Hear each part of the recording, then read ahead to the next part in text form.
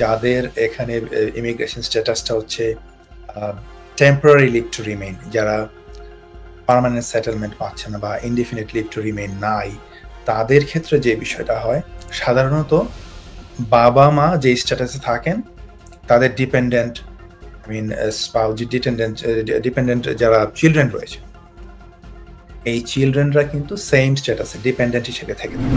যখনই তাদের এই দেশে 7 বছর কমপ্লিট হয়ে যাবে, বা টু সাম কেসেস কিছু এক্সেপশন থেকে থাকতে পারে, হয়তো তারা আগেও, আমি যেটা বলেছিলাম একটু আগে, যে আগেও তারা যদি তাদের কোনো প্রকার এক্সেপশন থেকে থাকে, কোনো প্রকার জটিলতা থেকে থাকে, বা কোনো প্রকার ডিসেবিলিটি থেকে থাকে, অটিজম থেকে, সেই বিভিন্ন ক্ষেত্রে তারা কিন্তু আগেও অ্যাপ্লিকেশনটা করার সুযোগ রয়েছে 7 বছর হওয়ার আগে।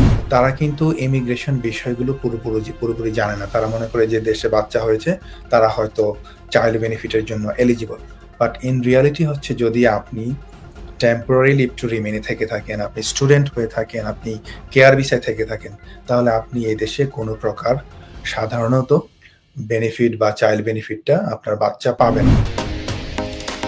Stonebridge Legal Solutions Limited, your trusted immigration partner. Care ভিসার দিকে যাই। স্টুডেন্ট ভিসায় তো আপনি বললেন, তো যারা কেয়ারার হিসাবে এই দেশে এসেছেন, স্পাউস নিয়ে এসেছেন, তাদের হয়তো বাচ্চা সহ এই দেশে এসেছেন, তো তাদের ক্ষেত্রে কি কেয়ারার হিসেবে যারা এসেছেন তাদের বাচ্চাদের সেটেলমেন্টের বা তাদের বাচ্চাদের কি অধিকার রয়েছে ব্রিটিশ ইমিগ্রেশন আইনে? ওয়েল, এই দেশে যারাই আপনার স্কিল্ড ওয়ার্কার ভিসা হোক, কেয়ার ভিসা হোক, হোয়াট এভার ইট ইজ, যাদের এখানে ইমিগ্রেশন স্ট্যাটাসটা হচ্ছে টেম্পোরারি লিভ টু রিমেইন, যারা পার্মানেন্ট সেটেলমেন্ট পাচ্ছে না বা ইনডিফিনিট লিভ টু রিমেইন নাই, তাদের ক্ষেত্রে যে বিষয়টা হয়, সাধারণত বাবা মা যে স্ট্যাটাসে থাকেন তাদের ডিপেন্ডেন্ট স্পাউস ডিপেন্ডেন্ট যারা চিলড্রেন রয়েছে, এই চিলড্রেনরা কিন্তু সেম স্ট্যাটাসে ডিপেন্ডেন্ট হিসেবে থেকে থাকে।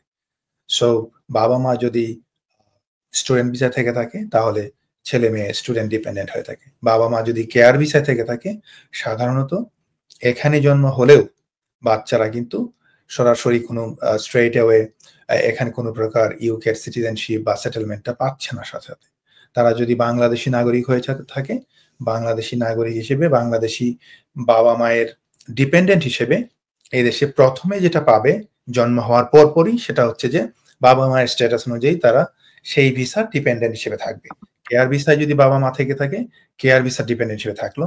বাট অবভিয়াসলি যখনই তাদের এই দেশে 7 বছর কমপ্লিট হয়ে যাবে, বা টু সাম কেসেস কিছু এক্সেপশন থেকে থাকতে পারে, হয়তো তারা আগেও, আমি যেটা বলেছিলাম একটু আগে, যে আগেও তারা যদি তাদের কোনো প্রকার এক্সেপশন থেকে থাকে, কোনো প্রকার জটিলতা থেকে থাকে, বা কোনো প্রকার ডিসেবিলিটি থেকে থাকে, অটিজম থেকে, সেই বিভিন্ন ক্ষেত্রে তারা কিন্তু আগেও অ্যাপ্লিকেশনটা করার সুযোগ রয়েছে 7 বছর হওয়ার আগেও।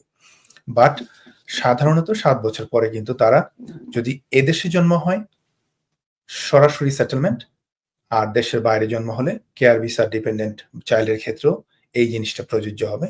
যারা বাইরে জন্ম হবে তাদের ক্ষেত্রে এই দেশে যখন কন্টিনিউয়াসলি এখানে থাকবে 7 বছর, তারা প্রাইভেট লাইফে আবেদন করতে পারবে।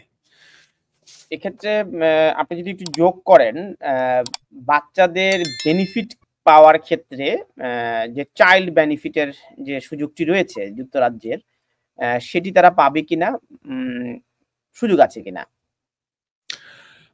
অত্যন্ত ভালো প্রশ্ন করেছেন তানভীর ভাই, কারণ এই প্রশ্নটা খুবই গুরুত্বপূর্ণ। অনেকেই ভুল করে আপনার চাইল্ড বেনিফিট অ্যাপ্লিকেশন করে থাকে, যারা টেম্পোরারি লিভে রয়েছেন, স্টুডেন্ট ভিসায় রয়েছেন, বা স্কিল্ড ওয়ার্কার ভিসায় রয়েছেন। তাদের বাচ্চা হলে আপনার স্পেশালি যখন বাচ্চা হয়, হসপিটাল থেকে বলে যে তোমরা ইয়ে করো, বাচ্চার কি বলে বার্থ সার্টিফিকেটের পরেই তারা বলে যে তোমরা বেনিফিটের জন্য আবেদন করো।